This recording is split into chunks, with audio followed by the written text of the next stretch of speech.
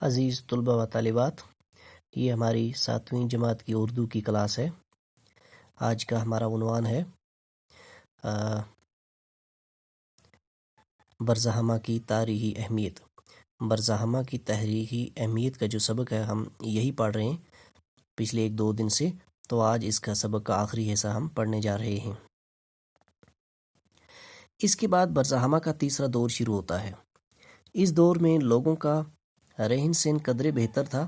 وہ پتھر یا اینٹ سے بنے چھوٹے گھروں میں رہتے تھے، یادگار کے طور پر بڑے پتھر نصب کرتے تھے۔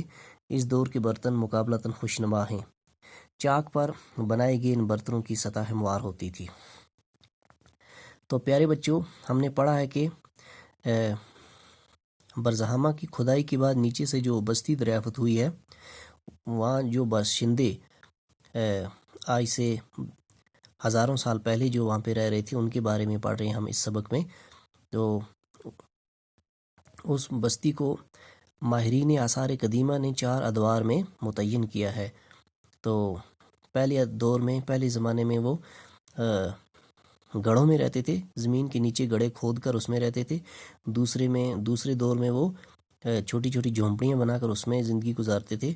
اور اب تیسرے دور میں، آج ہم ان کے تیسرے دور کے بارے میں پڑھ رہے ہیں کہ دوسری دور میں وہ اب چھوٹے چھوٹے مکان بناتے تھے۔ اب وہ اینٹ اور پتھر کا استعمال کرنا جانتے تھے۔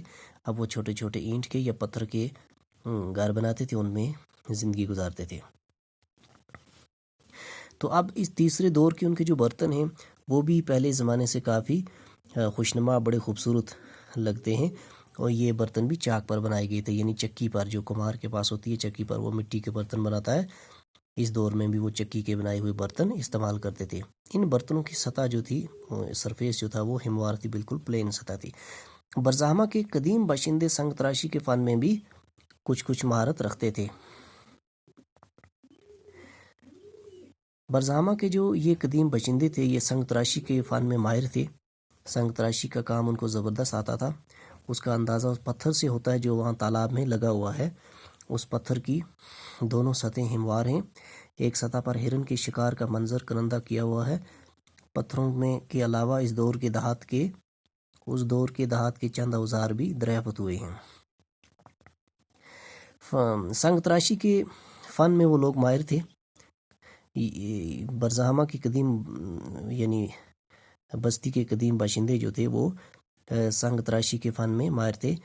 ان کی اس مہارت کا اندازہ اس پتھر سے لگایا جا سکتا ہے جو وہاں کے ایک تالاب میں لگا ہوا ہے۔ اس پتھر کی دونوں سطحیں جو ہیں وہ بالکل ہموار ہیں، اور ایک سطح پر ہرن کے شکار کا منظر دکھایا گیا ہے کنندہ کر کے۔ اور پتھر کے علاوہ اس زمانے کے، یعنی کہ اس وقت کے دہات کے چند اوزار بھی بنے ہوئے وہاں سے ملے ہیں، دریافت ہوئے ہیں۔ پتھروں اور ہڈیوں کے آلات، گڑھوں میں گزر بسر کرنا، جو ان کے پاس آلات ہوتے تھے وہ یا تو پتھروں کے بنے ہوتے تھے یا ہڈیوں کے بنے ہوتے تھے۔ پتھروں اور ہڈیوں کے بنے ہوئے آلات جو روزمرہ کی زندگی میں استعمال ہونے والی چیزیں تھیں وہ وہاں سے دریافت ہوئی ہیں۔ اس کے بعد گڑھوں میں گزر بسر کرنا، انسانوں کے ساتھ ساتھ جانوروں کو بھی دفنا دینے کا رواج اس قبل تاریخی تہذیب کی انفرادیت ہے۔ یہ جو تہذیب تھی اس کی کچھ اہم چیزیں ہیں۔ ایک تو پتھروں اور ہڈیوں کے آلات استعمال کرتے تھے، وہ وہاں سے دریافت ہوئے ہیں۔ اور اس کے بعد گڑھوں میں وہ زندگی بسر کرتے تھے، زمین کے نیچے گڑھے کھود کر ان میں وہ زندگی بسر کرتے تھے۔ اس کے بعد انسانوں کے ساتھ ساتھ وہ جانوروں کو بھی دفنا دیتے تھے۔ یہ ان کا رواج تھا، یہ اس تہذیب کا رواج تھا۔ اس تہذیب کی یہی انفرادیت ہے، یہی اس کی پہچان ہے۔ یہ تہذیب شمالی چین، وسط ایشیا، روس، افغانستان اور ایران میں دریافت ہونے والی ایسی ہی قدیم تہذیبوں سے مشابہت رکھتی ہے۔ یہ جو برزہمہ کی قدیم تہذیب تھی، یہ تہذیب شمالی چین، وسطی ایشیا، روس، افغانستان اور ایران میں دریافت ہونے والی تہذیبوں سے ملتی جلتی تھی، ان سے مشابہت رکھتی تھی، یعنی کہ ان کے ساتھ ملتی جلتی تھی، ان کے یکساں تھی، ان جیسی تھی۔